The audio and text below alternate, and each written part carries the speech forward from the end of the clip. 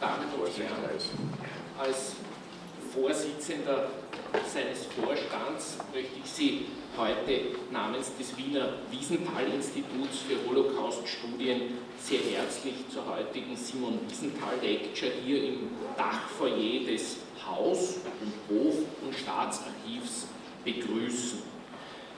Wir haben diesen Ort mit Bedacht gewählt. Das Bundeskanzleramt, in dessen Gebäude wir uns befinden, ist einer der zentralen Orte nicht nur der Republik, sondern auch der österreichischen Geschichte überhaupt. Einer der zentralen Topoi dieser österreichischen Geschichte ist quasi, um ein bisschen einen poetischen Ausdruck zu verwenden, das Herz ihrer Finsternis, der Holocaust, mit seiner Einbettung in die lange Geschichte des österreichischen Antisemitismus im 19. und 20. Jahrhundert.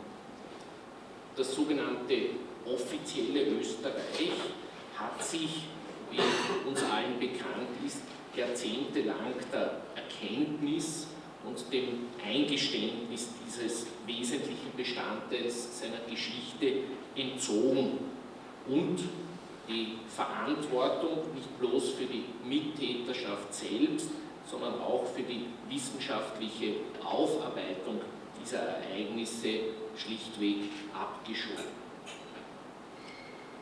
Wir wissen alle, dass es in jüngster Zeit hier zu einer markanten Kehrtwende gekommen ist.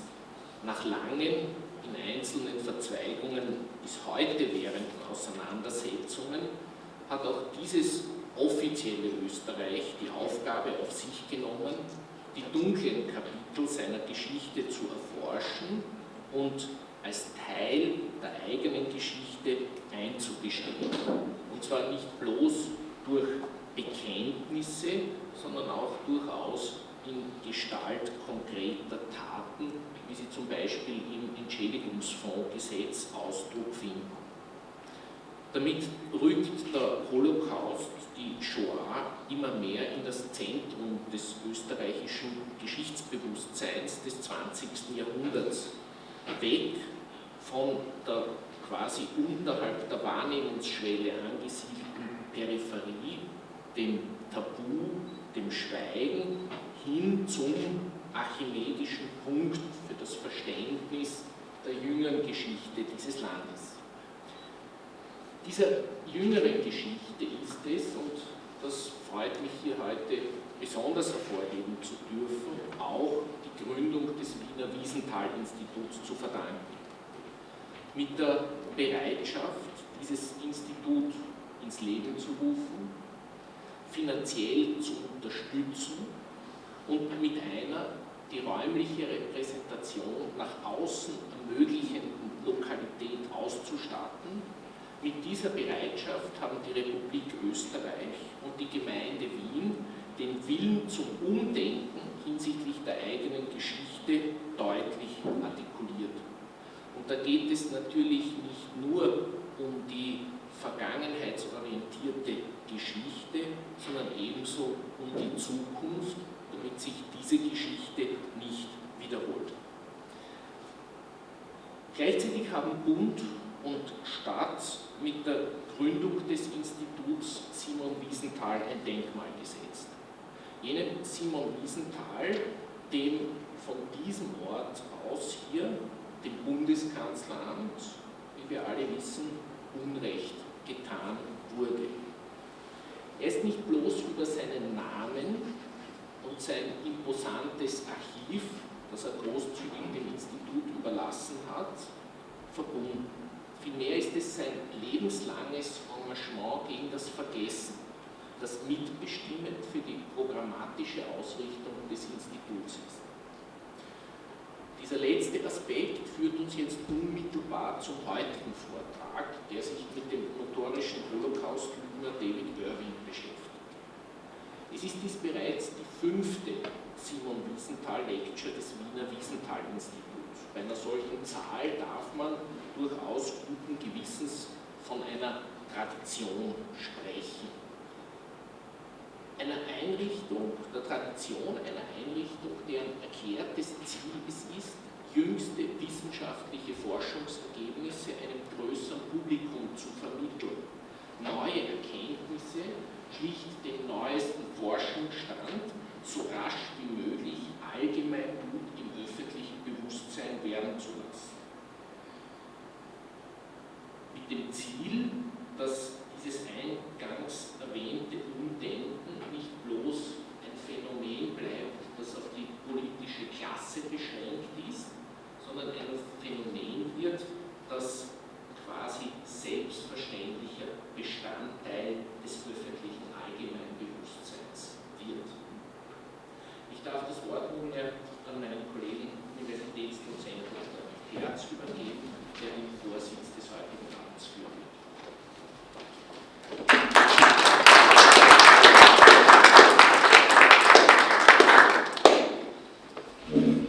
Ja, sehr geehrte Damen und Herren, es freut mich ganz besonders, Robert Jan van Pelt hier heute zu haben als Gast.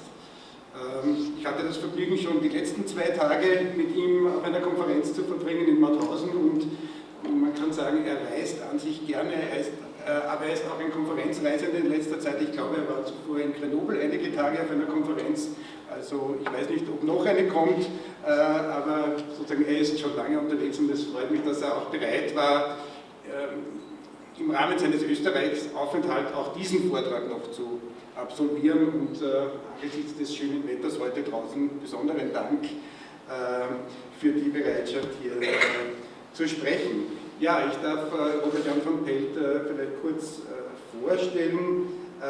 Robert Jan van Pelt stammt aus den Niederlanden. Er ist Professor für Kulturgeschichte am Institut für Architektur der Waterloo University in Ontario in Kanada. Er hat, was manche vielleicht wissen hier, auch schon in Wien unterrichtet, auf der Technischen Universität. Ich weiß jetzt nicht in welchem Jahr, 2000 war das. Und er hat an vielen Orten der Welt gelehrt. Er ist ein Spezialist für Architektur- und Stadtbaugeschichte, hat wichtige Bücher geschrieben, auch zur Geschichte der Architektur und im Rahmen dieses Kontextes geht es aber um Publikationen von ihm, die für die Geschichtswissenschaft besonders wichtig sind und die im Rahmen der Holocaust-Forschung besonders wichtig sind und auch in der Frage der Nachgeschichte, der Verarbeitung dieses Themas. Ich habe deswegen diese 2 etwas kiloschweren Bücher mitgebracht. Ich will nämlich 2 erwähnen, die mir besonders wichtig sind und die auch in der Forschung und der Forschungsdebatte, denke ich, besonders wichtig sind. Ein Buch von ihm, er ist ein Spezialist für Auschwitz. Ein Buch, so seltsam dieses Begriff immer klingt, wenn man sagt Spezialist für Auschwitz, aber das meine ich sozusagen im Sinne von historischer Expertise und architektonischer Expertise auch.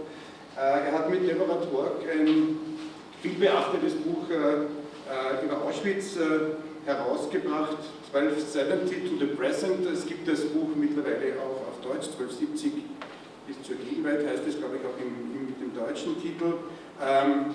Dieses Buch, also man kann es auch sozusagen auf Deutsch hier erwerben, ist eine sehr spannende Geschichte des Ortes Auschwitz und des Konzentrationslagers Auschwitz und es beginnt eben schon, wie die Jahreszahl verrät, mit einer langen, sage ich mal, Vorgeschichte und ist ein ganz wichtiges Buch zum Thema Auschwitz. Das Buch wurde auch ausgezeichnet.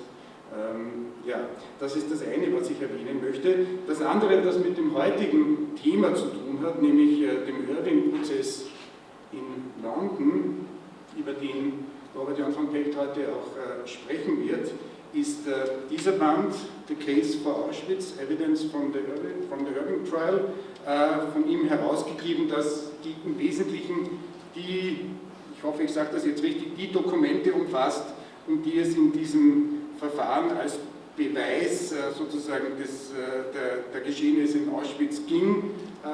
Er wird ja heute zu diesem sozusagen Prozess Irving gegen Robert Lübstedt sprechen. Robert Jan van Pelt war hier ganz maßgeblich beteiligt in der Verteidigung sozusagen von Robert Lübstedt gegen Irving und Ich will aber über diesen Prozess nicht mehr sprechen, das wird heute auch das Thema sein. Ja, Robert Jan von Pelt spricht perfekt Deutsch.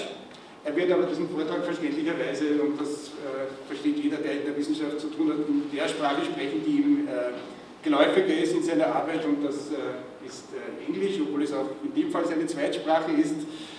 Sie können ihn aber auf Deutsch fragen, er wird, ich weiß nicht, auf Deutsch oder Englisch antworten. Ja, also insoweit kann es, denke ich, keine Kommunikationsprobleme geben. Ja, und ich darf bitten um die Ausführungen, Robert Jan.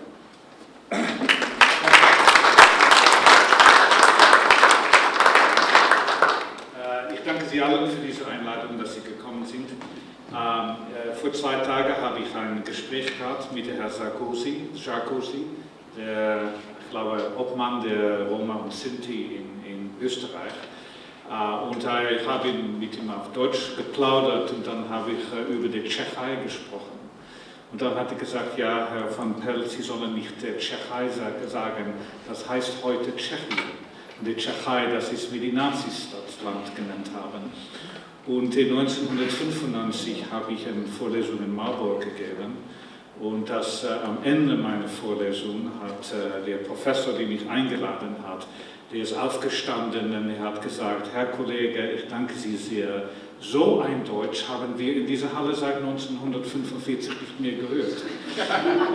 So darum ist es für mich, glaube ich, besser, dass ich auf Englisch, es ist eine neutrale Sprache, spreche, sodass Sie nicht die ganze Zeit denken, dass Sie vielleicht hier vor 70 Jahren in diesem Raum waren. So I will continue in English. I will try to speak slowly.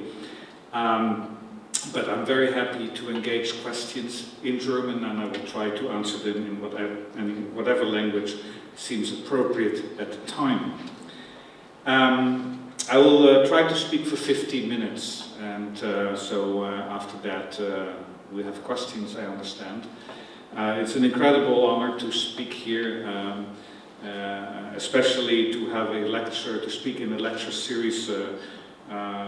The name of Simon Wiesenthal is attached to, when I grew up, of course, Simon Wiesenthal was a shining light, both because of his personal courage and also to his commitment to a very difficult past.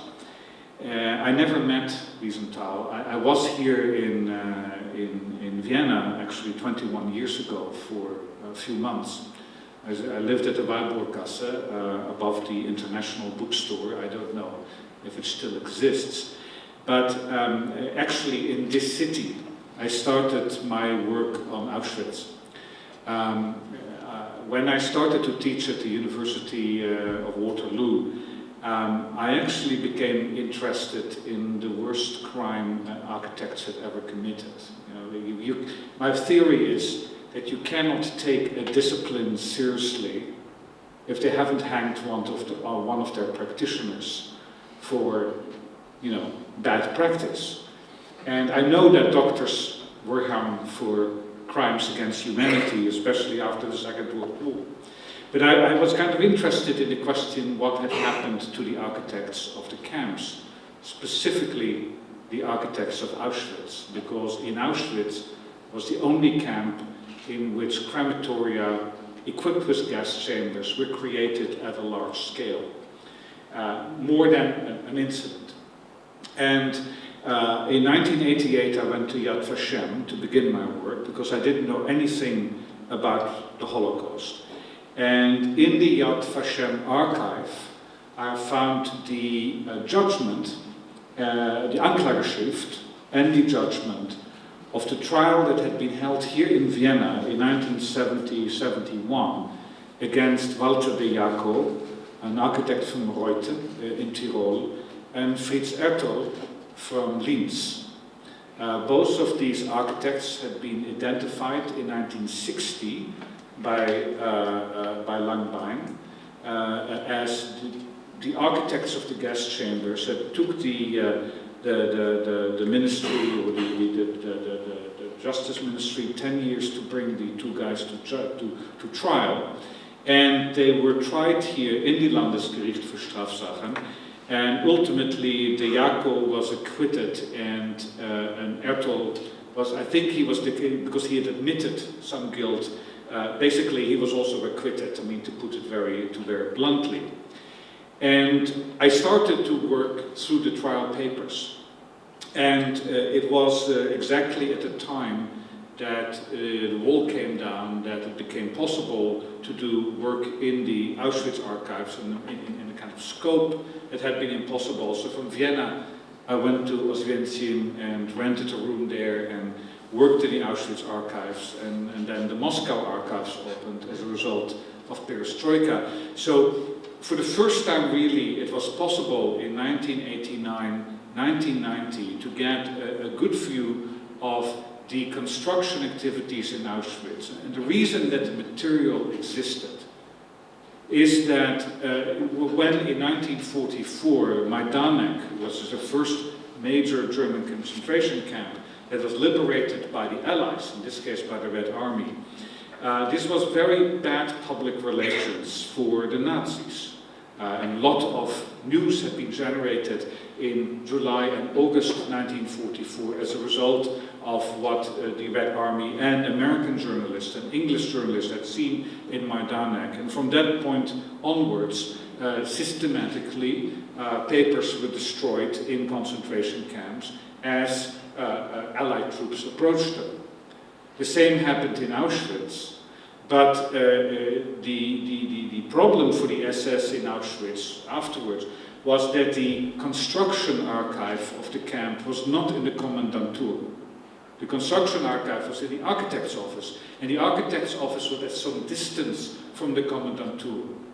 In October 1944, that is 3 months before the arrival of the Red Army, all the architects who were still working in the architecture office had been drafted into pioneer battalions. So they had been drafted to work on the front, to blow up bridges, and, you know, basically help in the defense, in the military defense of the Reich.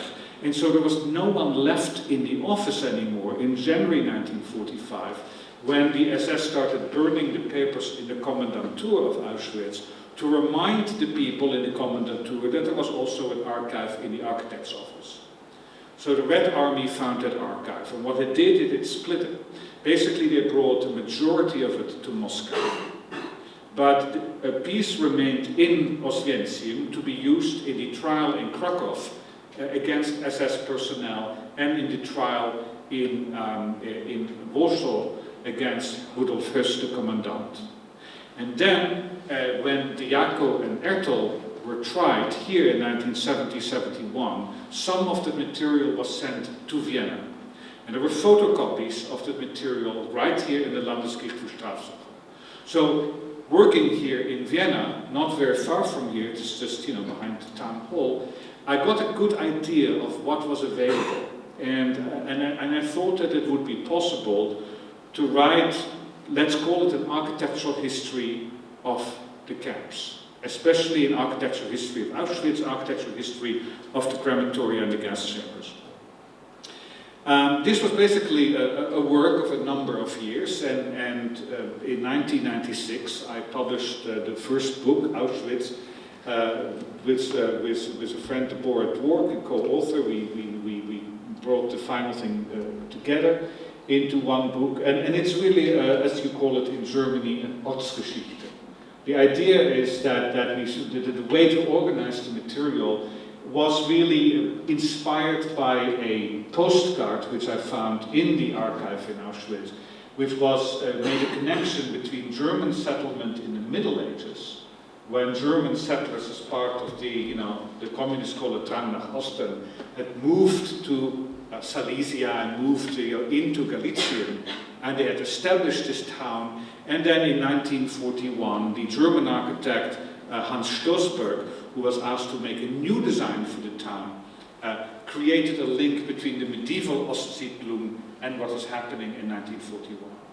And it was that great historical arch, that vision, which the Nazis used in 1941 to explain and justify their presence in Auschwitz, that made actually the history of the camp suddenly very different from what people had seen it as before. All the histories until basically this book was written, was about the idea that Auschwitz is the Arschloch der Welt, that is the worst place on earth. That the SS selected it because it was already a place of death, because it was the end of the line.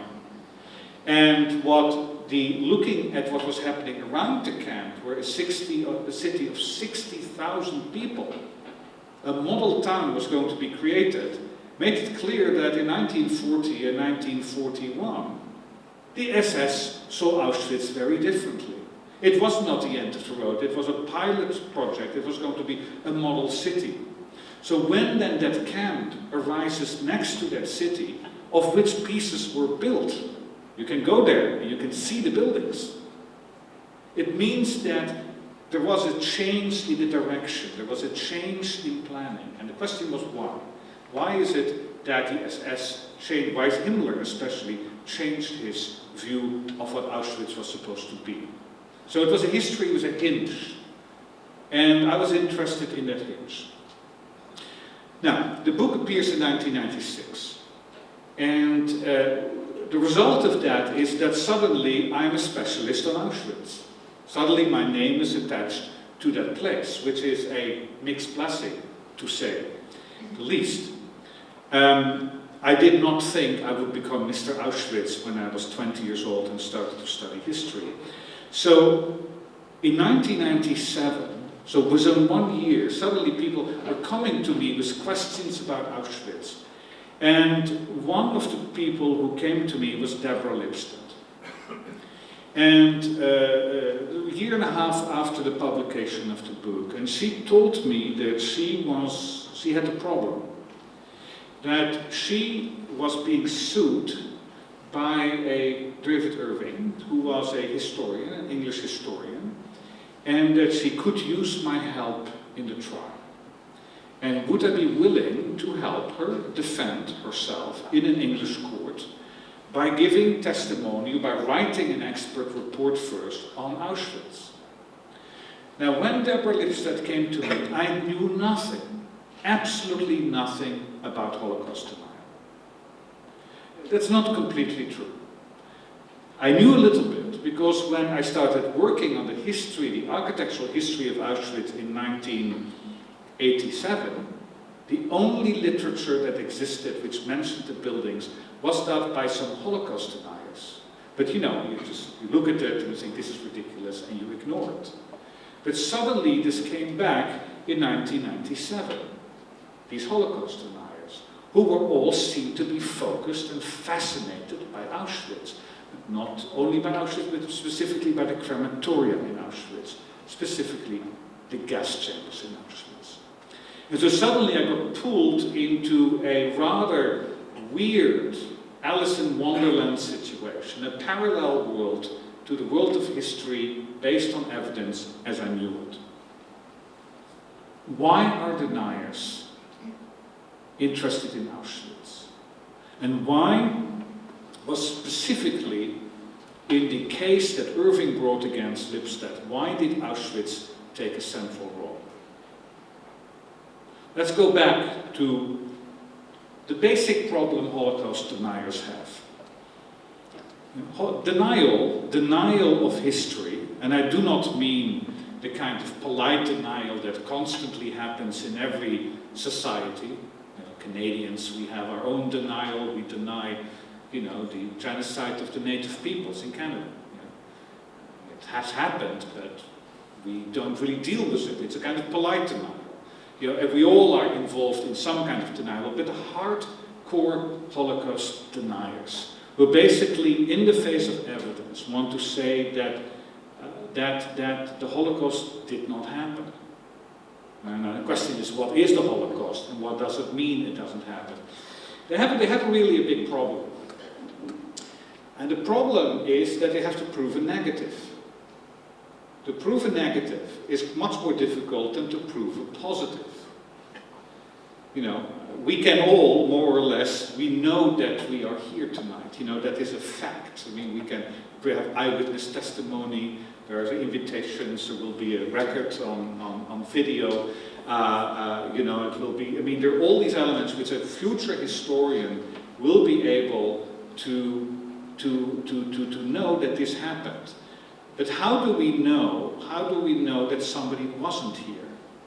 That's going to be more difficult. Historians are very good in proving the existence of things. It's very difficult to prove the absence of the existence. And I just give you, you know, my nightmare is always that when a policeman will knock on my door and say, "Where were you on the 5th of May 1972? How can I prove that I'm innocent? Yeah, it's really difficult. That I wasn't at a place where the murder was committed. So how do Holocaust deniers, since, let's say, 1965, when the phenomenon started in France with a guy called Racinier, hardcore Holocaust denier, what is the way they do it? How do they do it? Let's say that we, for the sake of argument,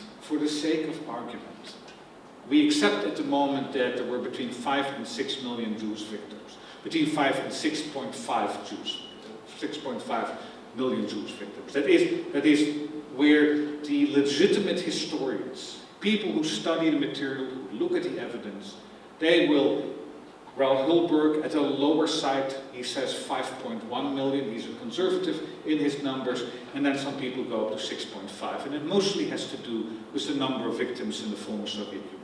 That's where the disagreement is. Not about Austria or Germany or Holland or France. How do you deny the Holocaust? The first one is to say there were not as many Jews, there were not enough Jews in Europe. That demographic information about the number of Jews was falsified. So if there were fewer than the 11 million Jews which the Wannsee Conference alleged to be in Europe, let's say there were only 8 million Jews at that time in Europe, then in some way you already have accounted for a loss of 3 million people. So this is what first Paul Racinier did. Paul Racinier, the first Holocaust denier, but the way he tried to approach it by saying there were fewer Jews in Europe than actually people alleged. Hence, when there are fewer now, it doesn't mean that they were killed, but they were never there to start with, which is, you know, a rather radical denial to start with. However, after Racinier's demographic argument, which really didn't go very far, Holocaust deniers basically took the following approach. Now I'm now going to take the number of, let's say, between 5 and 5.5 million victims. First of all, they say, how many deaths were there in ghettos? 800,000. 800,000 Jews died in ghettos. Ghetto-like situations. So, what can we say about those deaths? They say, you know, the ghettos had Jewish councils. They were autonomous Jewish areas. So, the Jewish councils are responsible for those deaths. Yeah? Bad management. Jewish councils were stealing food from the people. So immediately they take the 800,000 deaths away from the account. The next big group are people who were shot by Einsatzgruppen police battalions in the east, between 1941 and as late as 1944, but specifically 1941 and 1942. 1.5 million to 2 million people. How do you explain that away? You say these people died as a result of partisan warfare. These are casualties of the war. So they're not casualties of genocide. They died, but they did die as Russian citizens died, non-Jewish Russian citizens, as Germans died as a result of the bombing, Austrians died as a result of the bombing. Taken away from the count of the genocide, the Holocaust count. So now already, we basically have reduced from, let's say, 5.5 million people, we've gone down now, we've taken basically out of that, what is it? Basically 2.8 million people away. Then the next one is a real problematic one, the concentration camps. Concentration camps, of course, non-Jews died in concentration camps. Mauthausen, more non-Jewish victims than Jewish victims. Yeah? So you can say, you know, concentration camps are bad for everyone. Take that as the accounting, 600,000. Then you have the Operation Reinhardt camps, Treblinka, Belzec, Sobibor, and Kalmno. And the deniers say, there's really no evidence. We know nothing about it. There are hardly any documents. We have a few confessions. But really, the evidentiary basis for a crime that big is so small. You know, Frank Stangel's interviews with Gitta Sereni, a few judgments, but it's not really enough. So this is, we simply do not have information about it. So there they basically say this is all in the night and fog of war, and you know, we cannot judge it. The problem is that every time they hit their head when they come to Auschwitz. Auschwitz, the camp that has the single largest number of victims of all the camps, 1.1 million people were killed there, of whom a million were Jews, in gas chambers mostly. Auschwitz was an official concentration camp, unlike Treblinka, Belzec, and Sobibor. It was under the administration of the SS command in Oranienburg. A lot of correspondence was being produced by Auschwitz and by Oranienburg. There are remains of the crematoria. You can go and visit the places, unlike Treblinka, Sobibor, and Belzec, where nothing is left of these camps.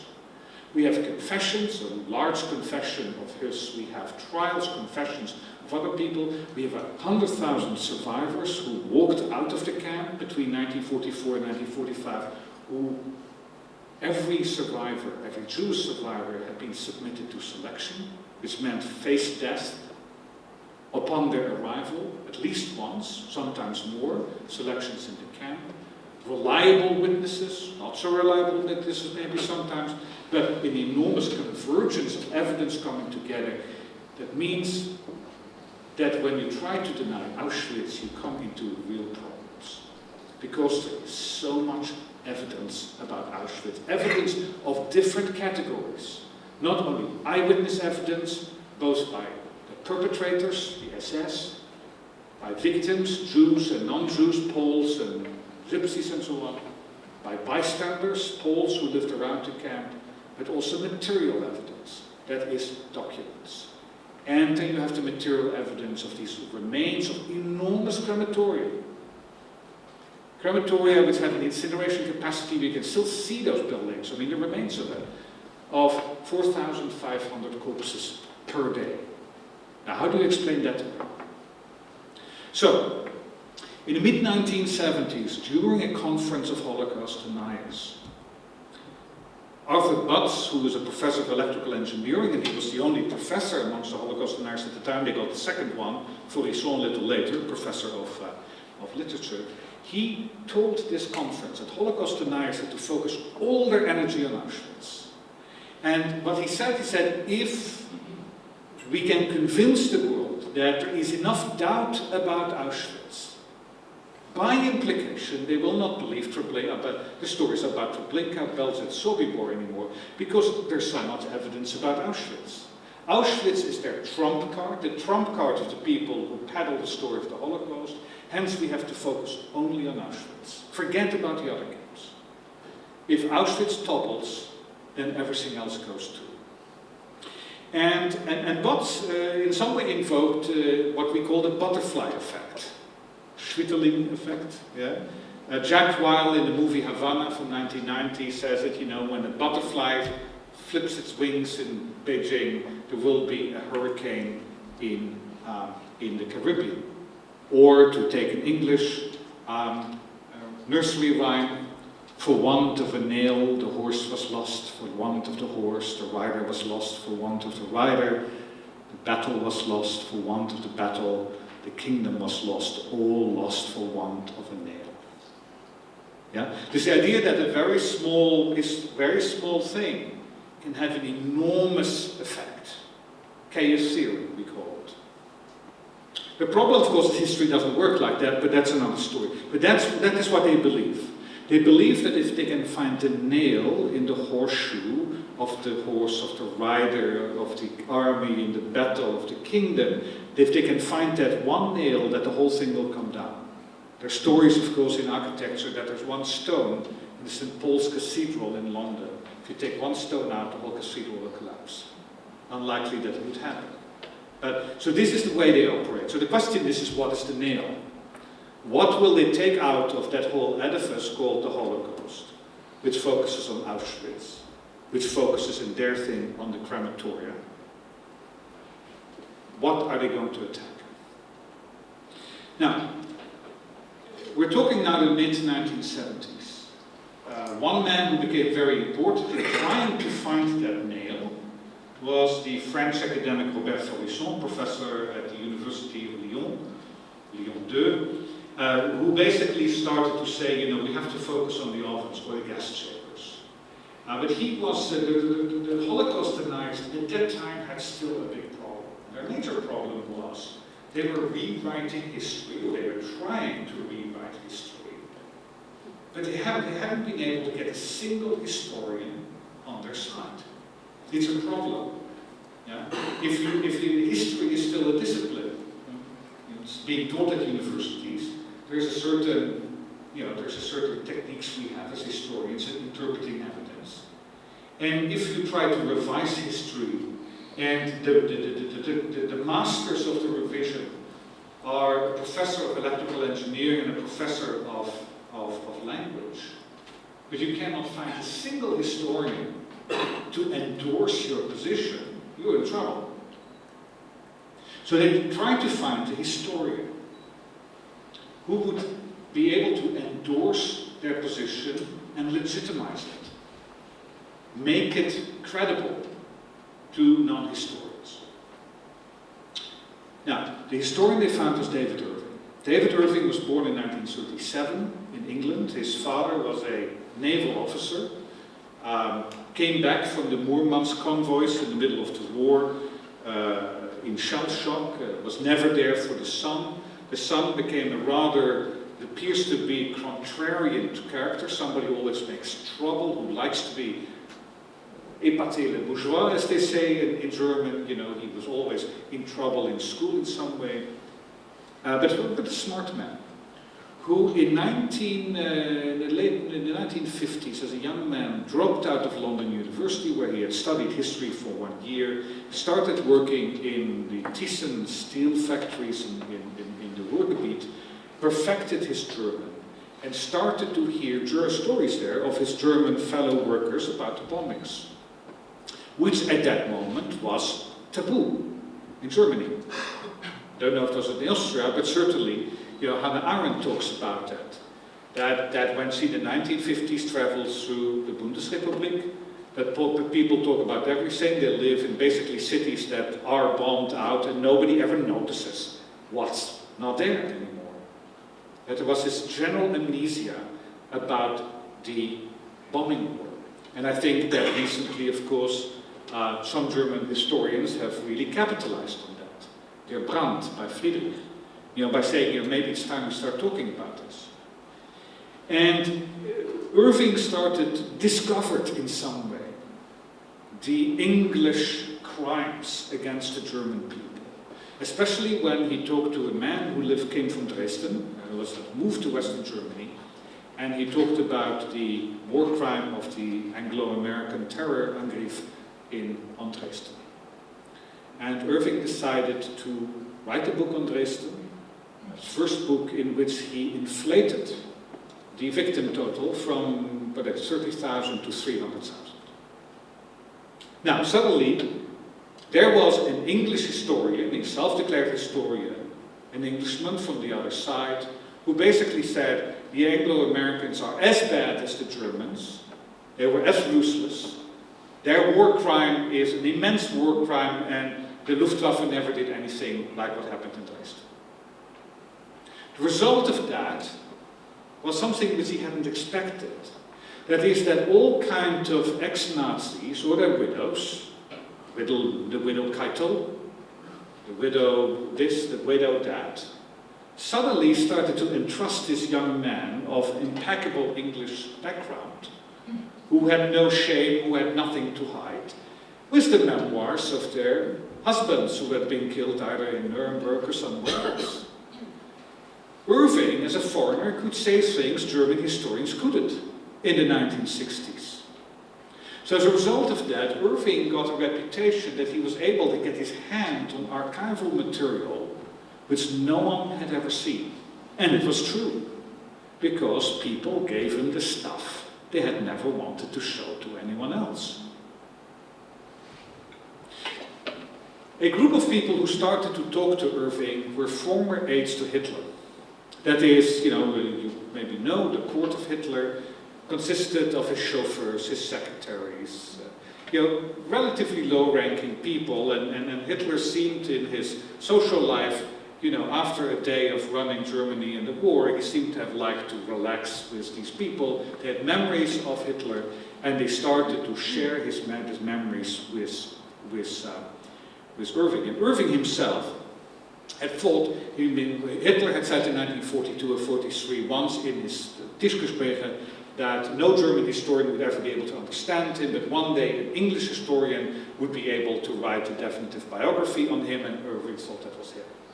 So there's a love affair between Irving and the Dead Hitler starts in the 1970s, and the result of it is a remarkable book, an absolutely remarkable book. It is a book which has no parallel in history, in the writing of history. As you maybe know, Winston Churchill wrote his memoirs, 5, 6 volumes, 7 volumes, at the end of the war. De Gaulle wrote his memoirs. Eisenhower wrote his memoirs. But Hitler didn't write any memoirs as a warlord because he was dead. He didn't get the time to write the memoirs.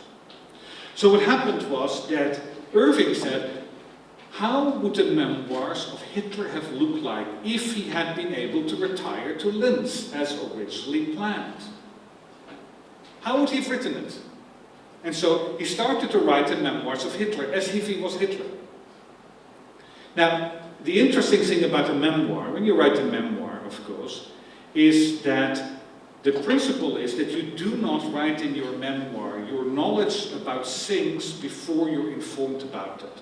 Which meant, to give a very famous example for Hitler, the Hitler biography, the autobiography of Hitler written by Irving, that Hitler would only learn of D-Day, the invasion in Normandy, on the evening or the late afternoon of the 6th of June. Because he was only told on the 6th of June that the Allies had landed in Normandy.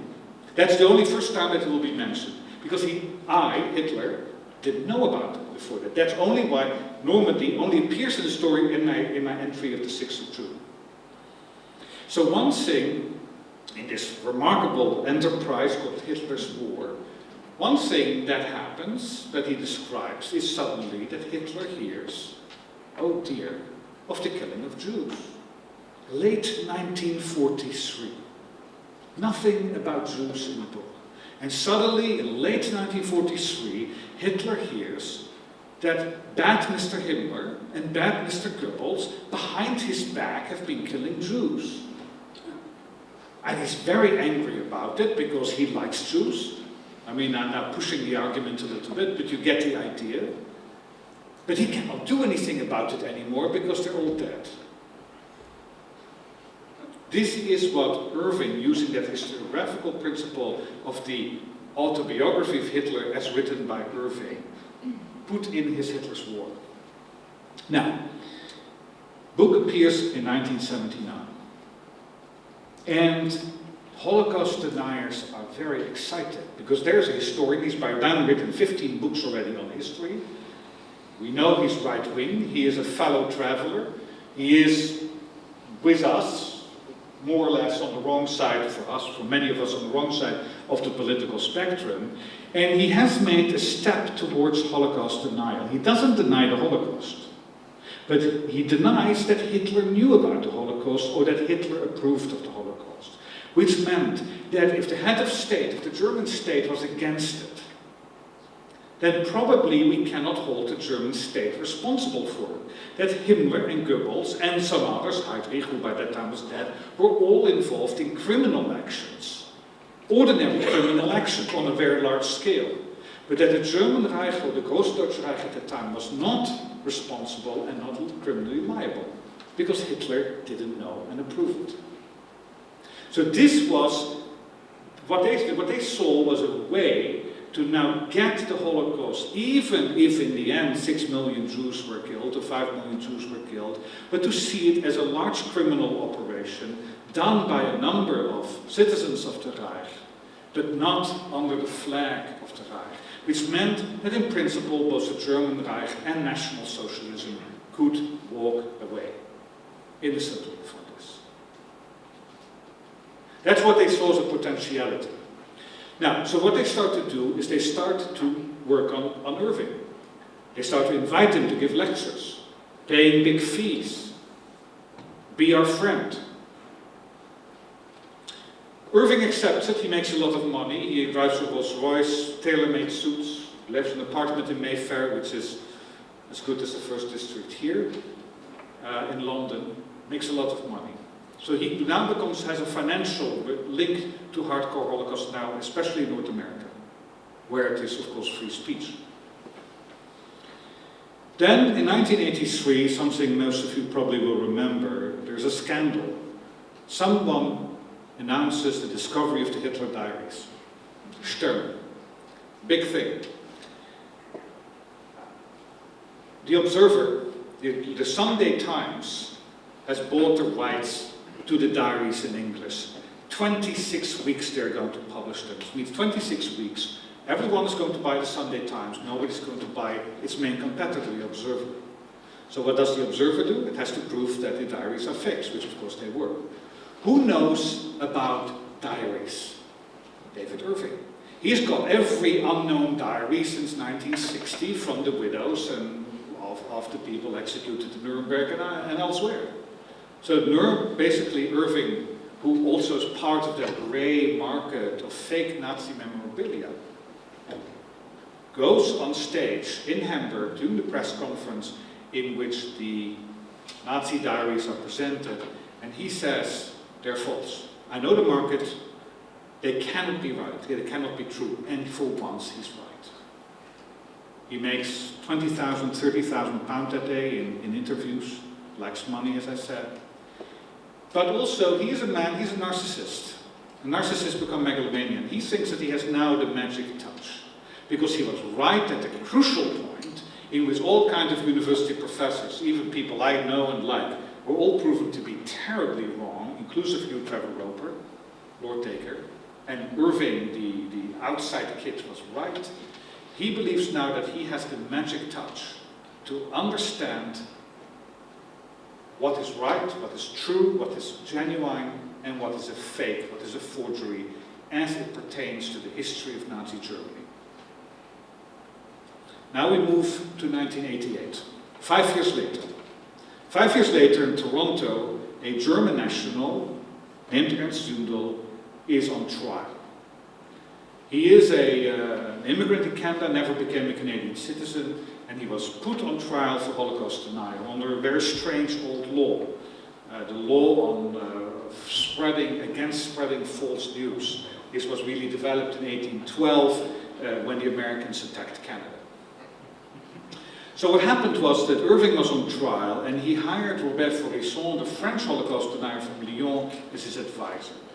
And by that time, Faurisson had decided that the nail in the horseshoe, the stone in the edifice which would bring everything down, were the gas chambers in Auschwitz, very specifically, probably the chemistry of the walls.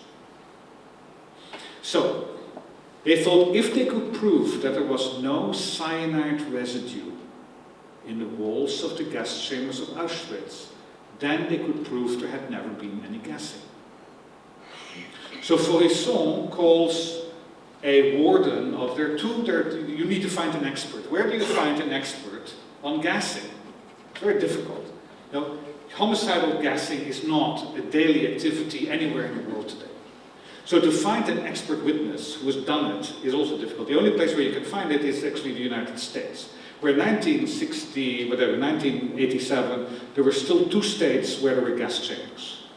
Originally, Nevada had one that had been closed, but the state of Missouri had one, and the state of Maryland had one. So he found the warden of the state prison in Jackson, Missouri, Mr. Armentrout, and said, you know, who's the guy who's running your gas chamber? And he said, we have a technician named Fred Leuchter, who's worked on our gas chamber.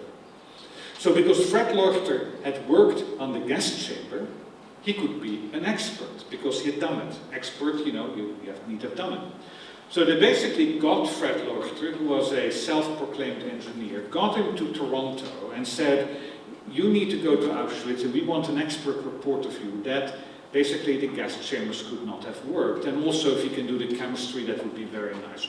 So Fred Leuchter went out to Auschwitz, spent a week in Auschwitz, taking samples from the walls, of the remaining walls of the gas chambers, both of walls where there had been gas used for delousing, and when you come in Auschwitz there are blue stains on those walls because of high concentration, and then the walls of the homicidal gas chambers where there are no blue stains. Blue stains on delousing chambers, no blue stains, and the blue is cyanide. It's ferrocyanide, it's a compound, it's a pigment that is basically when the cyanide binds with iron. Iron's in the wall. So then you get a blue stain, Prussian blue it's called. So, he goes there and he starts basically doing his research on the gas chambers. Taking samples from delousing rooms in Birkenau, taking samples from the homicidal gas chambers. Brings them back, gives them to a lab, and the lab comes with the results that there is a high cyanide content in the walls of delousing chambers, and everyone agrees these are only delousing chambers, nobody was ever gassed there, but in the homicidal gas chambers there is virtually no cyanide content in the walls. Happened to be that when Leuchter presented the material in the courtroom, Irving was also in that same courtroom. Because Irving had also been hired as an expert witness by Zundel, because Zundel had organized all his trips before, and he was going to basically, Irving was going to testify on behalf of Zundel in this trial. So he was listening to the testimony of Leuchter, and for Irving this was another 1983 Stern Hitler diary moment.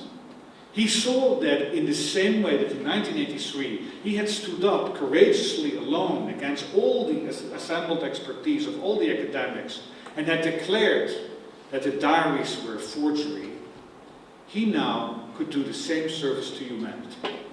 So he stood up in the courtroom when his time was to give testimony, and he said that that same day, earlier that day, when Leuchter gave his testimony, this was a world-shattering event. That Leuchter had changed history. That finally the proof was there. No cyanide in the alleged gas chambers now in Auschwitz. Homicidal gas chambers. Now this was, of course, for Holocaust deniers, fantastic moment. Because now they had a historian declare positively, not about Hitler not knowing about the Holocaust, but saying there were no gassings in Auschwitz. And the reason that this made an impression was because at the same time Arno Meyer, a professor from Princeton, had written a book, Why Did the Heavens Not Darken?, in which Arno Meyer, a Jewish professor, said that more people had died in Auschwitz as a result of hunger, typhus and other diseases than as a result of gassings. So he already seemed to go in that direction. And then you had Professor Nolte in Germany, of course, who had said that the SS was only imitating the Gulag. And at that time the historical strike was still going on. So the deniers saw Irving's declaration in the context of a drift towards basically this general statement there was no Holocaust. So Irving then starts a lecture circuit. He's now invited everywhere to give talks, his great discovery. He puts it all together, he's a historian. And this was really a very bad moment because Irving had credibility, Irving had readers. Irving was a Holocaust denier, he became now a Holocaust denier, who in some ways is a man in tailor-made suits who drives a Rolls-Royce, a successful historian. Which historian drives a Rolls-Royce? I don't know if you do it, but certainly I don't. Yeah? Success is ultimately measured also by some worldly achievement. And there we have our very English, very proper gentleman, quote-unquote gentleman, who has now joined this cause and has become a propagandist for it. Buys the rights to the Leuchter report. Publishes it now, creates a new publishing house for it. First edition, second edition, first Leuchter report, then Leuchter goes from camp to camp to camp, everywhere taking away samples, always coming to the same conclusion. So at that time, Deborah Lipstadt writes her report. She writes her report, He's invited actually by Hebrew University. It's a book that she's writing, and she's writing about Holocaust denial, and she identifies Irving as the most dangerous of Holocaust deniers, not because of the work he had done himself, but he had lent his reputation to Holocaust denial. He made Holocaust denial look like a reasonable explanation of the past. He made it, as they say in German, salonfähig. So, the Deborah Lipstadt's book, Denying the Holocaust, The Assault on Truth, appears in 1983. Nothing happens. Irving is still making his money. He's not bothered by it. He sees it as a little irritant. Hardly notices Deborah Lipstadt. But in 1996, something happens which brings him into action. It is that he is about to publish his blockbuster biography of Mr. Goebbels, the bad guy who had killed the Jews, together with bad Mr. Himmler. And a very prominent New York publishing house called St. Martin's Press is about to publish it. It's really good, you know, it's going to earn at least $1 million with this book. Deborah Lipstadt hears about the pedophile. He gets really angry about that. So immediately, within days, not only did St. Martin's Press pulp all the books and cancel the contract, but he launched in a suit against Deborah Lipstadt in an English court. Why in an English court? Only a few books have been sold in England. But in the English court, you have a libel law that favors the plaintiff, that favors the person who brings the complaint.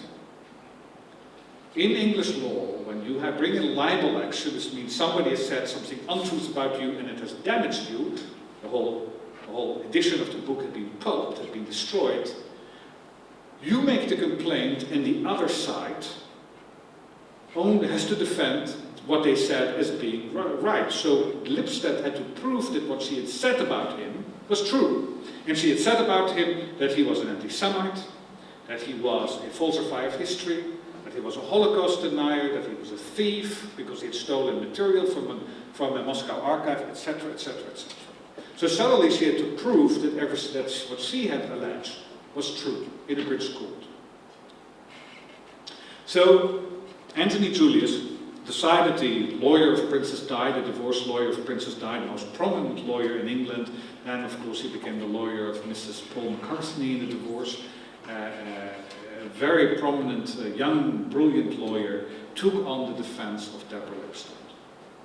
And in that defense, they needed to have a strategy. Now, the first thing, of course, is what you can say, he misinterpreted her words. She didn't really mean what he thinks she said. But they said, no, she said he was a liar, a falsifier of history, an anti-Semite, Holocaust denier, and that's what she meant. That's what she wanted to say.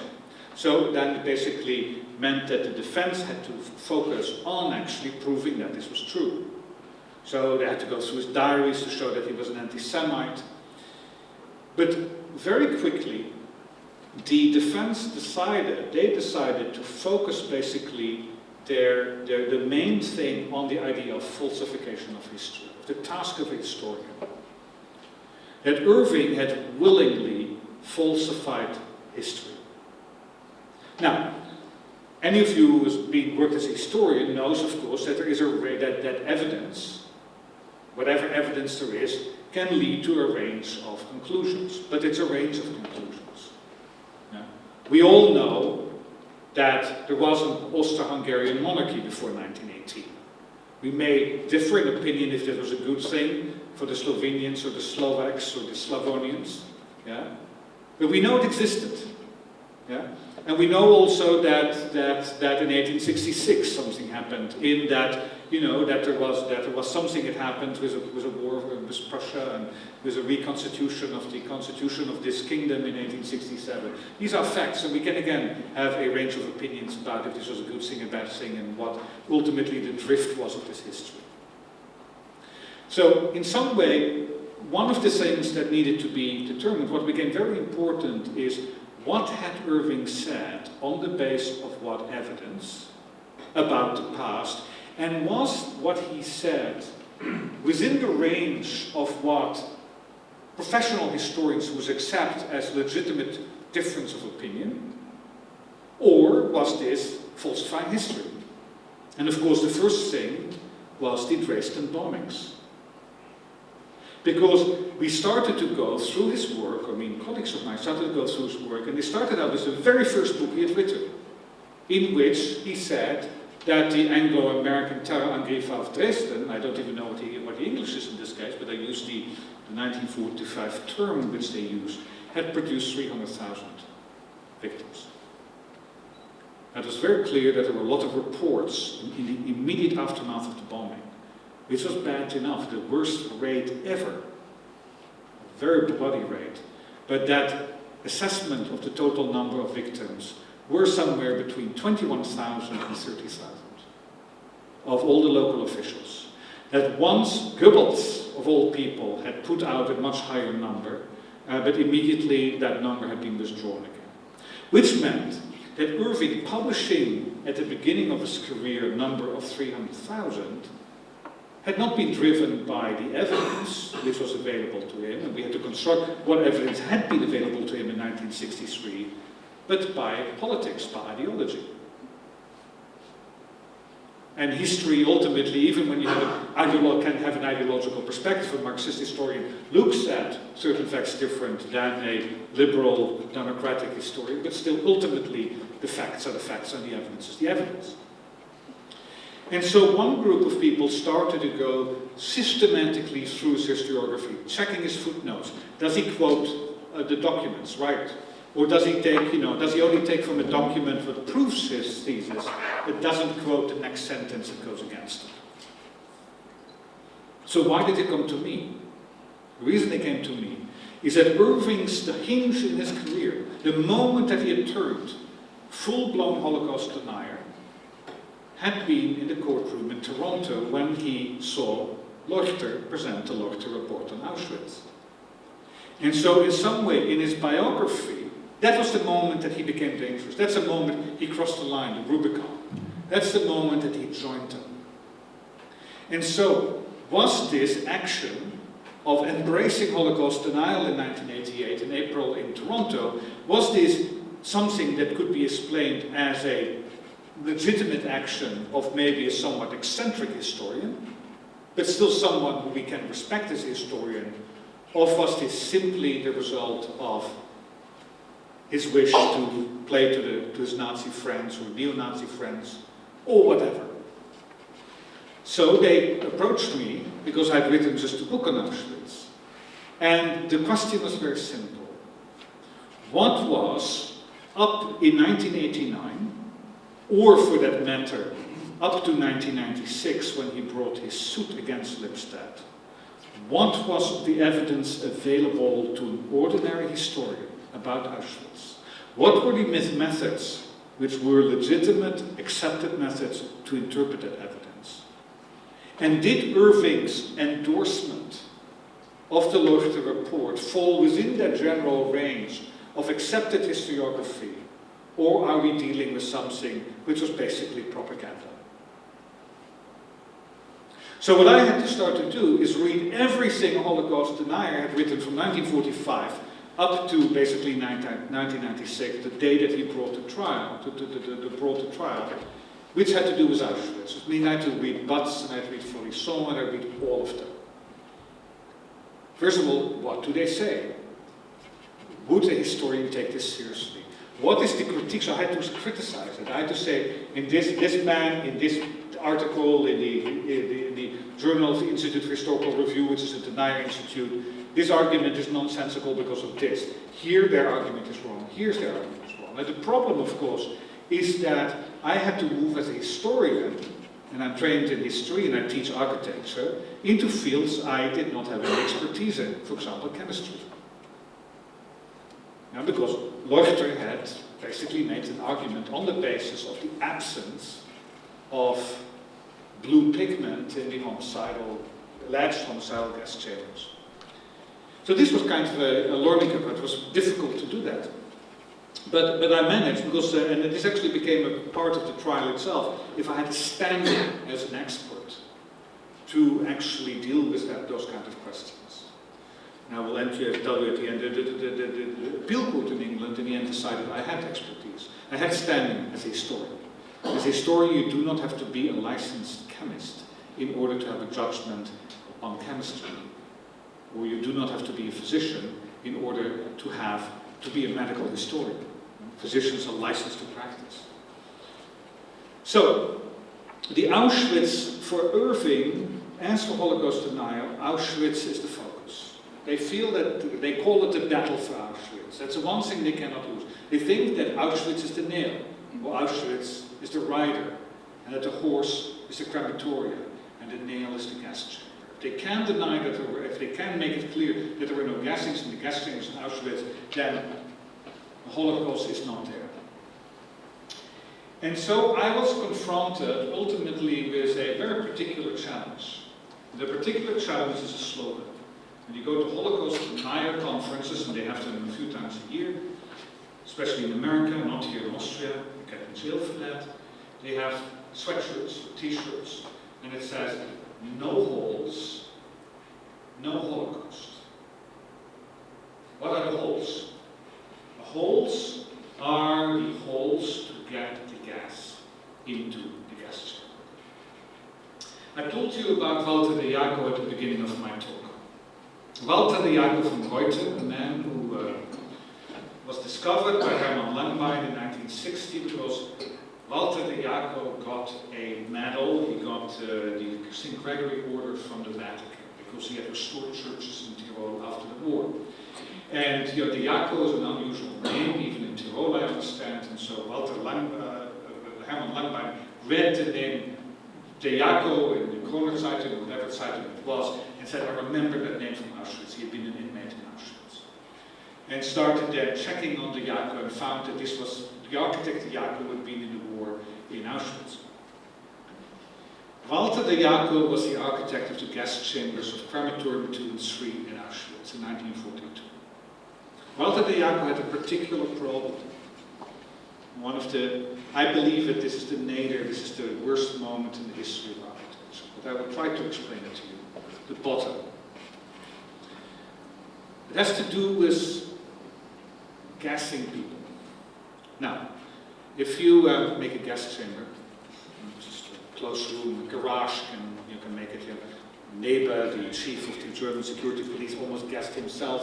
In 1941, he was drunk, came home, went into the garage doors closed, he sat down, and the exhaust of his car continued to fill the garage, and that's how he got the idea, allegedly, about the gas vents. He killed himself with carbon monoxide. Now that's, if you try to gas people irregularly, anything can work as a gas chamber. The big problem when you use cyclone, which is cyanide, is when you want to do it every day. When you want to have a constant gassing, incineration, day after day after day after day, which is what Auschwitz was. Speed becomes very important. That is, that you have a 24-hour window before the next train arrives. So the SS has now a problem in Auschwitz, a very simple technical problem. How over 24 hours are you going to kill, let's say, 5,000 people, and then you basically incinerate their corpses so that the next day when the next transport arrives, you can start all over again. There are no traces of that last transport. That is the reality of mass murder in Auschwitz. It happens every day.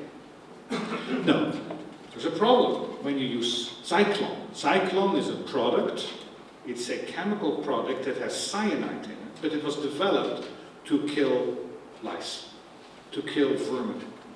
And an important piece of the patent of cyclone was that it degasses for 24 hours. That means that if you have a room and you use it as a temporary gas chamber because you have mattresses or clothing, whatever like that, which need to be deloused, you put cyclone in there, you basically seal the room for 24 hours, and for 24 hours the cyanide will continue to emit from the little pellets, which is the material that holds and that allows the cyanide to be transported to the front. So, If you use Zyklon, which was used in Auschwitz, this product, this marketable product to kill people, you put it in a room, and people are killed in 10-15 minutes. You have the problem that Zyklon continues to degas for another 23 hours and 45 minutes, which makes it difficult to empty the room, to enter the room, and to basically start removing the corpses, which you will have to do with gas masks. And there were not enough gas masks, and it's not very easy to work with gas masks. Everyone is in a hurry. It's on the command, they have to move on. So if you do not have that 23 hours of time to wait, you can of course use the ventilators to start taking this thing out, but the gas keeps on coming. You need to have a way to remove the gas after it has done its work, which means after 15 minutes. And that was a technical problem, a small technical problem, it was a technical problem. One way is to have the gas outside of the room and pipe it into the gas chamber, and then you take it away after 15 minutes. It's technologically difficult. Auschwitz had large underground gas chambers, originally morgues. So what the Jaco did is found a very simple system. He basically he created a system in which there were 4 holes in the ceiling of the gas chambers, and then he lowered in a little basket the Zyklon into the room. The Zyklon starts degassing, and after 15 minutes when everyone is dead, he hoists the basket out of the room again. And then discard it on top, which is in the open, because the gas chamber is basically underground. Now, how do you prevent the victims to interfere with the Zyklon? You have to protect that little basket of Zyklon that goes down from the interference with the victims. The only way to do that is to build a cage around it, which has holes in it so that the gas can come out, but that the victims themselves cannot actually reach towards the basket.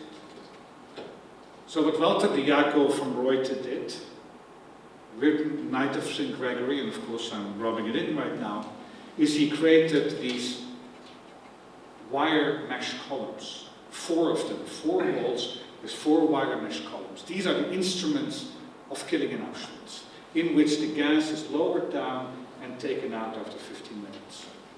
The problem is they were taken away in 1944, late 1944, as the SS was preparing to move the killing operation from Auschwitz to Jesnauthausen. So they were deconstructed, taken to Rosen, and then we lose track of it. So the only evidence we have of actually the killing installation are theoretically the 4 holes. They became the nail. If I couldn't show the 4 holes in the roofs of the gas chambers of the crematoria, the holes, if I couldn't show them, there was no Holocaust. That is the argument Irving wanted me to present in court. The problem is that the SS, upon leaving Auschwitz, dynamited the gas chambers. And so the roofs collapsed and crumbled. So they're very big holes. But you don't really know if that was a purposely made hole to be connected to a gas column. So this became, in 5 days of cross-examination, the big thing. And I had all kinds of converging evidence that the holes exist. It was a stupid argument, of course. But, I had air photos, and you see 4 dots. Yeah? Created by the American Army Air Force in 1944. They fly over the crematoria, and you see the outline of the gas chamber, you see 4 dots on it, and the 4 dots are in a zigzag line, because through the center of the room is a beam, so you cannot put them right in the center, because then they would break the beam. So to the left of the beam, the right of the beam, the left of the beam, the right of the beam, that you put the hole. And I had drawings by inmates which show the same thing. They draw, who had worked in the gas chambers, they draw the gas columns and the arrangement on it. And ultimately the judge was convinced. But and this is in some way where the central battle of the trial was, because Irving said one day in the court, witness Pelt, as he called me, not Van Pelt, witness Pelt, he could also call me professor, of course, maybe I would have been nicer to him, but okay, witness Pelt, if you can show me the holes, I will be convinced that there was a Holocaust. And then I will drop this case and admit defeat. And of course, the judge believed I I proved the existence of the holes and the whole system. Irving never accepted it. So it became, strangely enough, this Auschwitz thing became quite important in the trial. We have a judgment, we got a judgment, he lost. He lost badly. He also lost because the judge was convinced by the arguments, not that anyone needs to be convinced, but they were tested in court. And he said that it was absolutely clear that on the basis of this evidence, which was both available in 1979 and in 1989 and whatever like that, that in fact the arguments of the deniers are nonsensical, that they do not pass the most simple test of good historiography, and that there is no doubt that hundreds of thousands of people, I mentioned the word hundreds of thousands of people, mostly Jews, were gassed in the Auschwitz gas chambers by a cyanide cyclone. The case was again retested in an appeal. Only Auschwitz was appealed, nothing else. Again, showing how important Auschwitz was for him. And then in some way it all died down. The trial, 2000, 2001, the final things, whatever it did or did not do, I think one thing was very clear, that if Irving had given legitimacy, according to some, to Holocaust denial in 1988 by joining their cause, that he was so discredited by 2001, that Holocaust denial has been pushed back to what it was before Irving entered the field. That is a very marginal activity of very strange and what I think evil and eccentric and confused human beings. Thank you very much.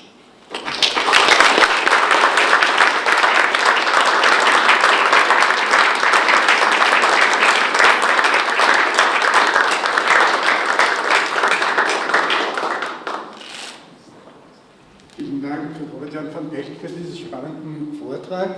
Ja, es besteht jetzt Gelegenheit, auch noch Fragen zu stellen. Wie gesagt, Sie können die Fragen gerne auch auf Deutsch stellen. Die Antwort wird dann Deutsch oder Englisch sein, jeder sieht. Ich gebe Ihnen das Mikrofon.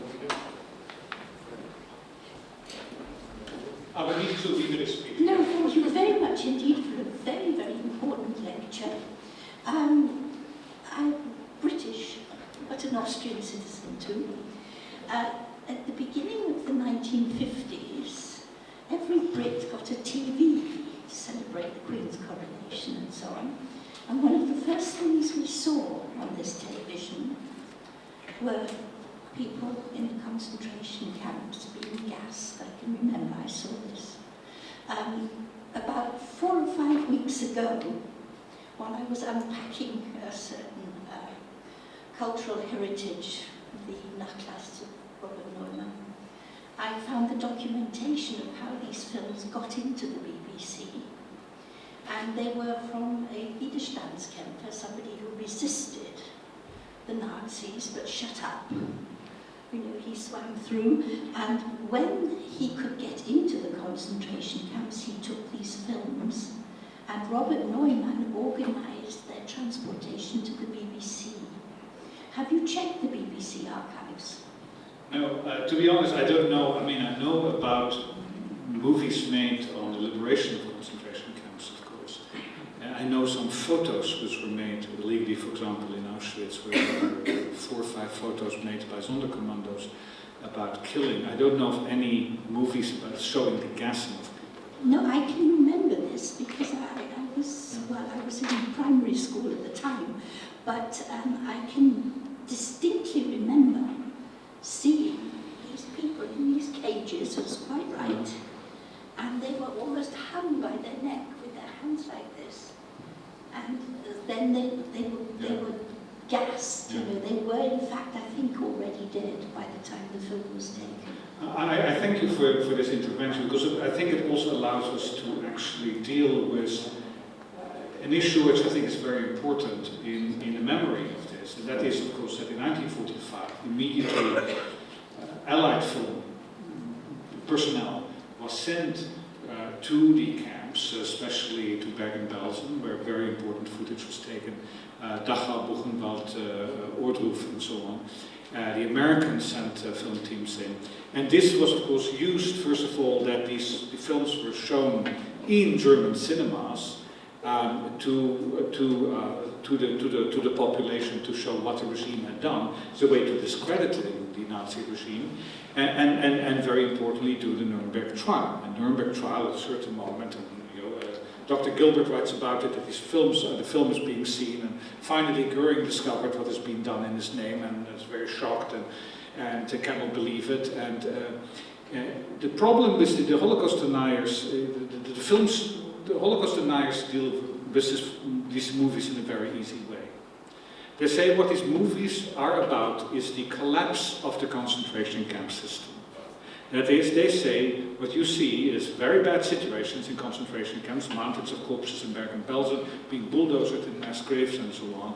But they say that is because the concentration camps ceased to function in the way they were designed as the result of, guess what, Anglo-American bombings.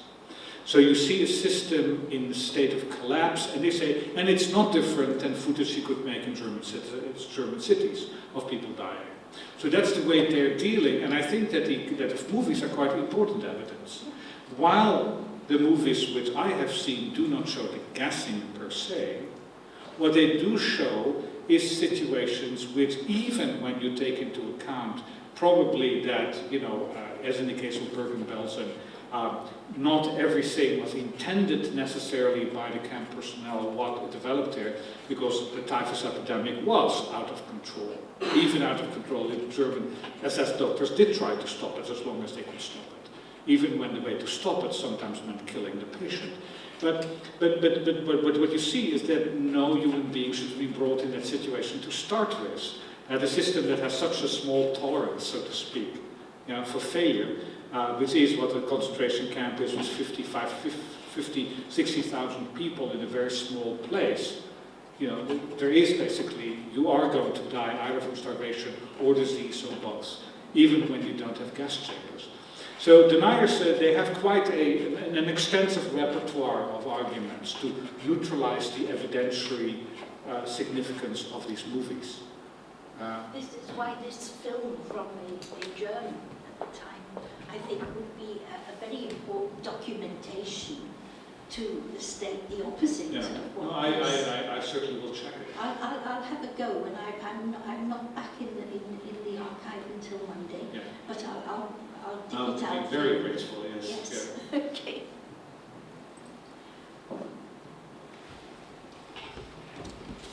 Ich habe eine technische Frage bzw. eine Frage zum Leuchterreport.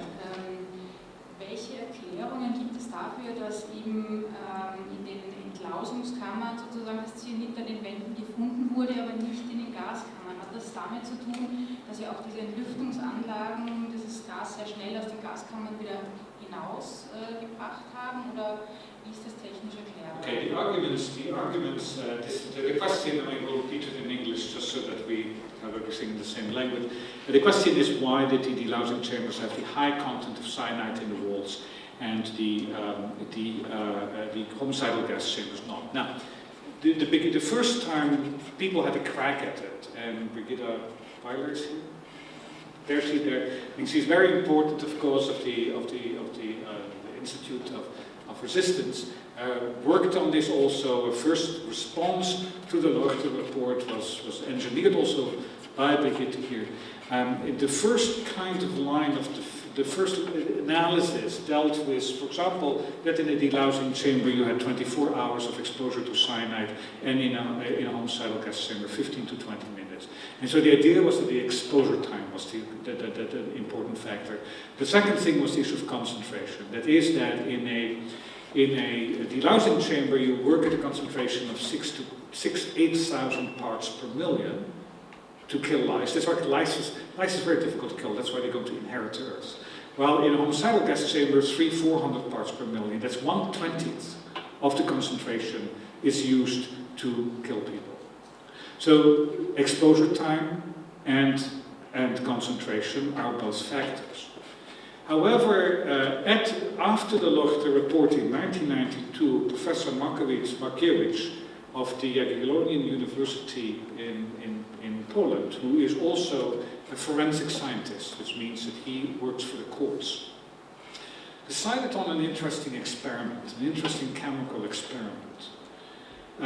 How do you make ferrocyanide? That is the pigment that Leuchter had taken from the delousing room and basically ordered the pieces of brick in which the pigment was there, and then he had taken bricks from the homicidal rooms.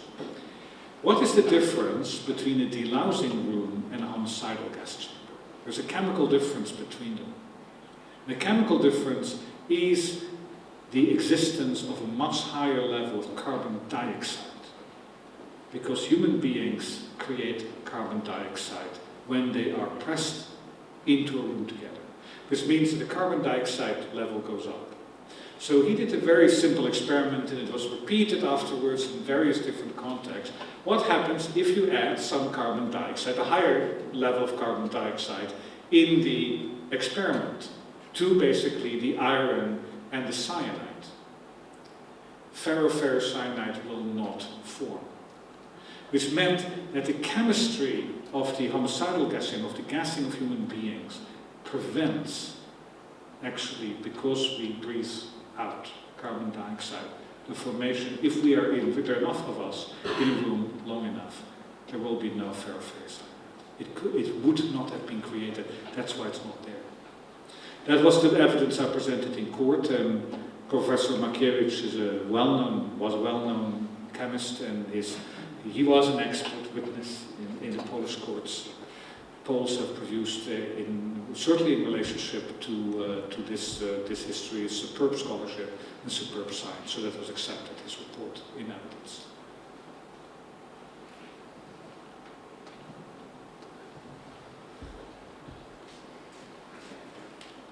My question, do you believe the fact that David Irving chose to represent himself in court had any bearing on the outcome of the trial?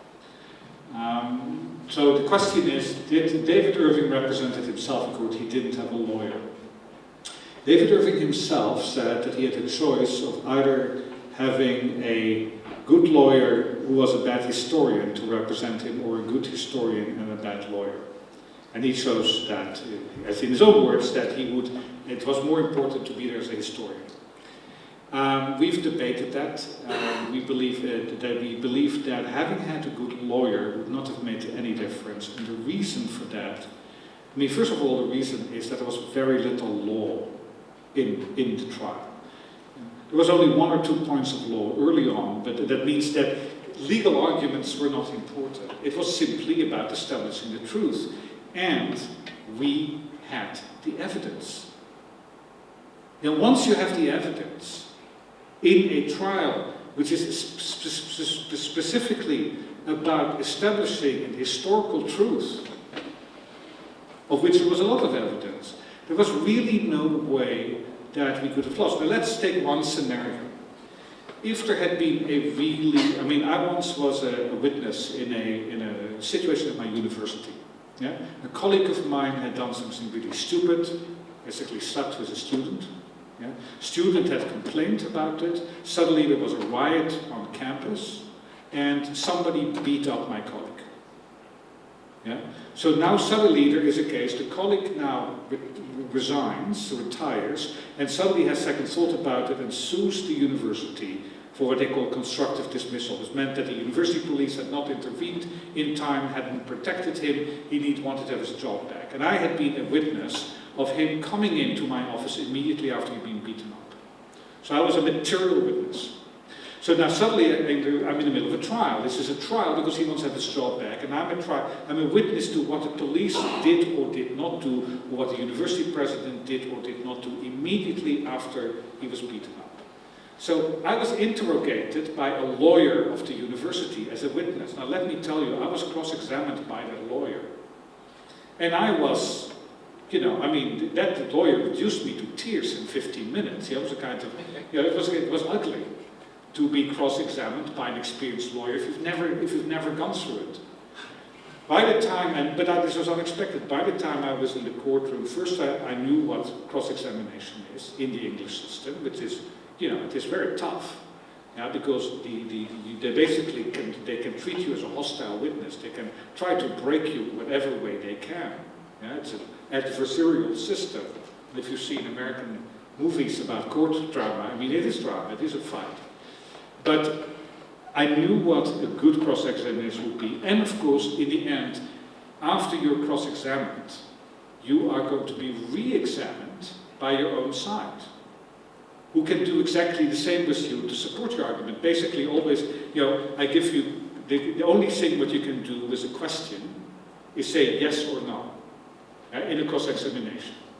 And the idea is that whatever your answers, they try to get you in a trap, slowly get you in a trap. But Irving didn't ask real cross-examination questions. He wanted to have a debate with a fellow historian, which of course may be nice for him, but it's not going to win his case.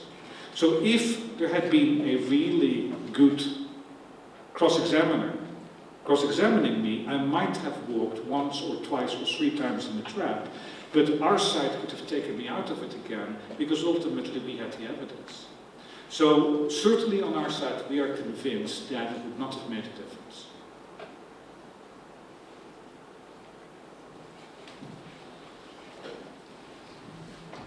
You've mentioned Holocaust deniers several times as a group. Now, interestingly enough, the major figures are French and English, Americans in this, and there seems to be a lot of money involved in that. So what is motivating these people? How do they finance it? And what's your perception of this? Once I said that I thought the key to Holocaust denial at a certain time was vanity. Now, there are certain people, I mean, they're contrary, we call them in English contrarians, I don't know what the German word is, but a contrarian is a person who wants to be noticed, and so he will say whatever is not popular at the time. And Holocaust denial, if you have nothing else to say, it's a way to be noticed. Immediately people start responding to you, reacting to you, you become visible. But I think that Holocaust denial since the 1970s has become institutionalized, which means that there's clubs, they have their conferences, they have their journal, they have their get-togethers, they have their family camps, they have their holiday reunions. It becomes like any other human activity. It is that once it has acquired a social structure of itself, this is where your friends are, your buddies. So it is in some way what you see is that at the social level in North America, where Holocaust denial of course is allowed, I mean it's not forbidden by law, that at the social level you see always the same people having a good time with the same people every year. That they don't seem to be able to get out of that circle very much. Your basic skinhead is too stupid for it, and doesn't need. Because the Holocaust denial is really, it's like scholasticism. I mean, the Holocaust guy we deal with, which is how many angels are dancing on a pin, or how many dead Jews can be denied on the basis of a single nail, that color. And of course, your average, neo-Nazi ruffian is not interested in that argument. It's enough that the Jews are bad and that you can hate them freely, and who needs? They like the Holocaust, they think it was a great thing to start with, which of course is the internal contradiction in all of Holocaust denial. I mean, this is why in some way they're really disturbed people. Because they say it didn't happen, but they really know it happened and like the fact that it happened. And I don't really know how they, it would be interesting to be a therapist of a Holocaust denial and to see how they deal with that. But just to finish it, in 2000, we had an interesting, in American law, there is something that's called a clear and present danger. Clear and present danger is when are you allowed to take action? Let's say you know that somebody is going to steal, to break into your house. Are you already allowed to defend yourself when that person is a kilometer away? What moment does it become, are you allowed as a citizen to basically take action? Now you are allowed to take action when something is a clear and present danger. Now, Holocaust denial, when is Holocaust denial a clear and present danger? it's very clear that in our democratic societies, still democratic societies, Holocaust denial is a marginal thing. Most people are not going to vote in Holland for Wilders, you know, who got 26 seats or 24 seats yesterday out of a parliament of 150. Sorry? 22. 22, I lost 2, okay. Saying that not because of Holocaust denial, I mean, they had other motivations.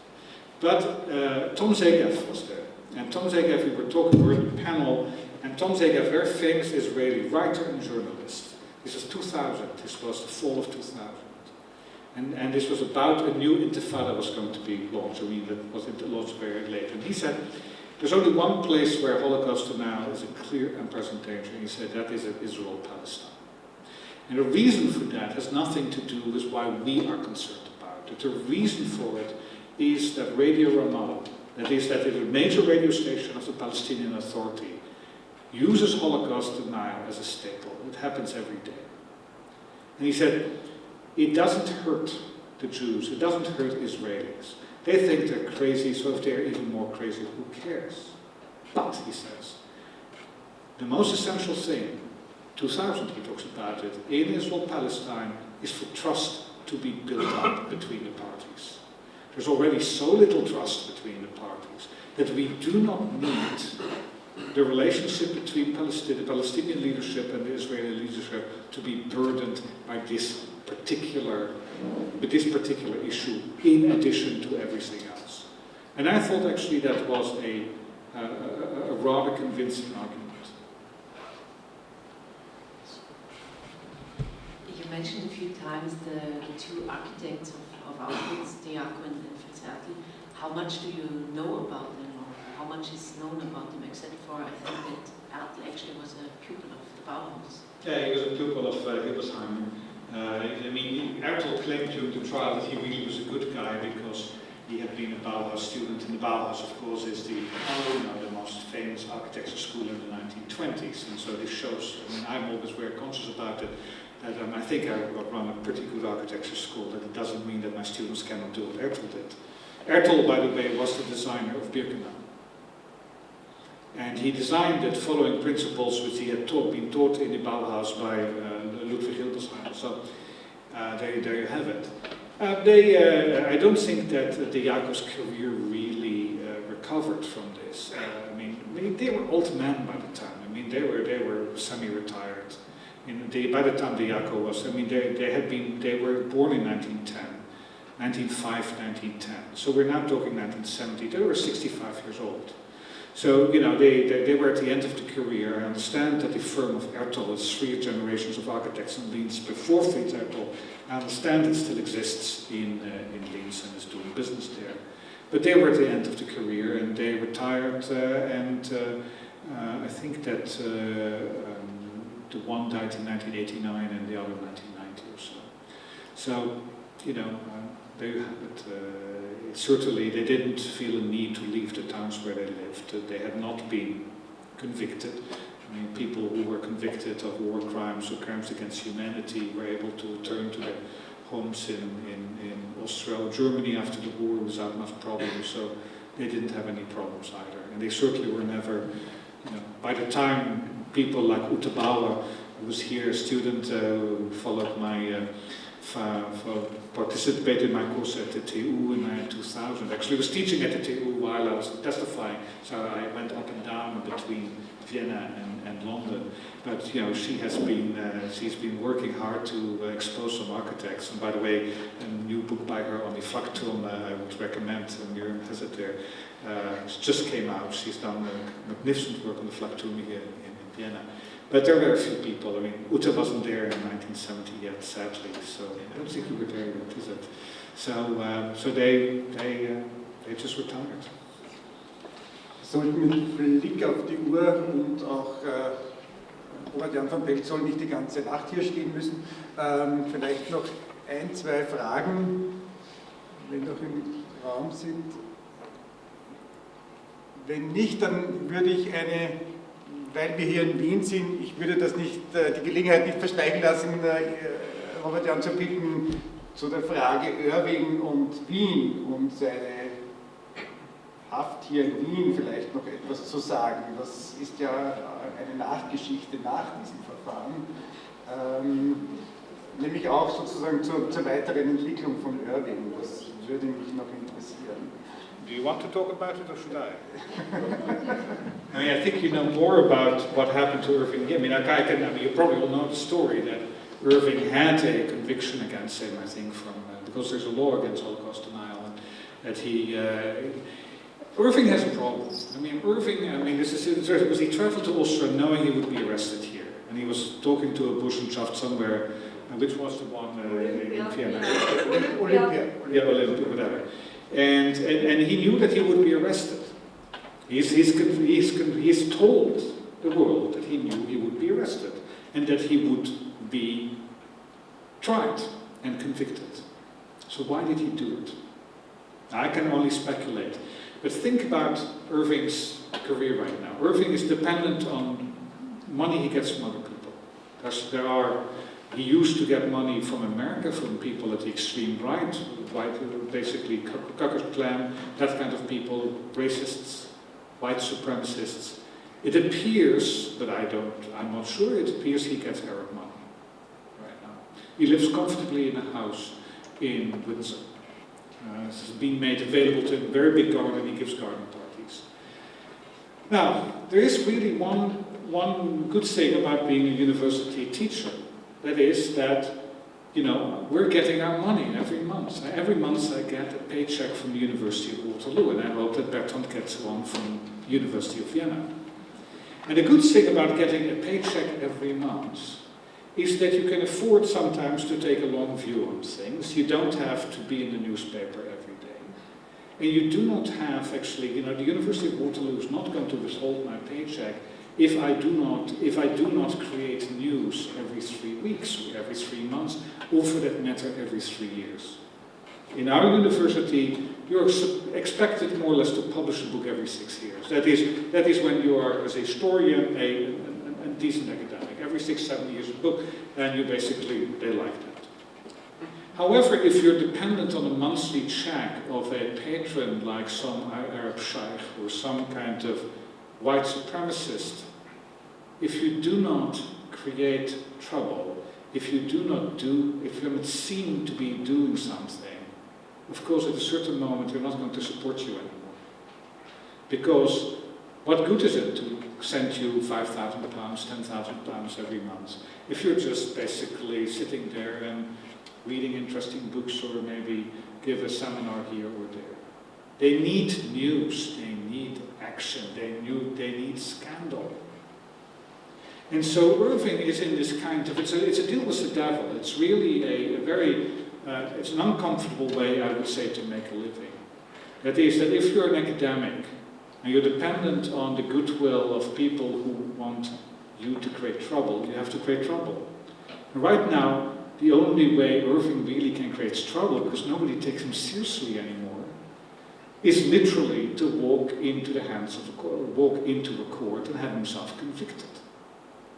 Because that's the only time somebody will take him seriously, by becoming a criminal defendant. The state will take him seriously. The journalists will take him seriously. Journalists don't listen to him anymore for anything else. So this is where I see the Austrian comedy, I would call it, because it was a Sunday comedy. He gets in the Landeskrieg, he sits there for a year, and then he is released, and now he's written a book about it. And of course, he very much sees the parallel, of course, between his own imprisonment and the imprisonment of a young man from Braunau in 1923-24 in the Festung-Landsberg. Of course, he continues to, of course, draw those parallels. So that's where I see the aftermath of the story of Irving and the Austrian dimension, where I think it sits as part of his plan to continue to have an income in the post-trial days. Okay. Ja, bevor wir enden, damit ich es nicht vergesse, im Namen des Wiesenthal-Instituts und auch der Kooperationspartner Institut für Zeitgeschichte und Dokumentationsarchiv, dem Staatsarchiv, herzlichen Dank für die Räumlichkeiten hier und auch, dass es schön gekühlt war, weil das wusste ich nicht, dass es so angenehm sein würde. Ja, Robert Young, thank you very much for the wonderful and very interesting lecture. And yes, ich hoffe, oder sagen wir es mal so, dass die Wissenschaft in so schwierigen politischen Kämpfen hier so eingreifen kann, ist, denke ich, eine ganz wichtige Sache. Und bei aller Beunruhigung, die Menschen wie Irving hervorrufen, ist es doch beruhigend, dass es Personen gibt wie Robert Jan von Pelt, der hier geholfen hat, diese Sache vor einem Gericht so ausgehen zu lassen, dass wir jetzt sagen können, die Sache ist ein Stück weit oder für eine bestimmte Zeit gegessen, aber auf Dauer ist das natürlich nie eine Beruhigung, denn es wird auch nach Irving Menschen geben, die das bezweifeln werden. Thank you very much.